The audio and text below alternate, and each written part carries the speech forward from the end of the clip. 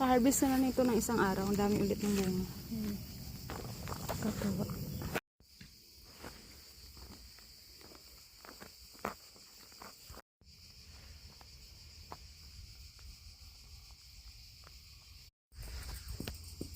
Dami naming na-harvest, oh. Ito pa. Wow, ang dami. Organic lahat. Meron pa dito. Katuwa. Amo ako, amo. Amo.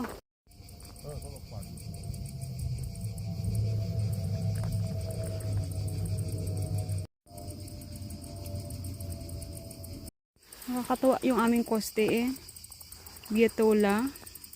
Parang di man lang nauubos yung dahon niya. Tingnan nyo, oh. Nakakatuwa. Ang lago ng dahon.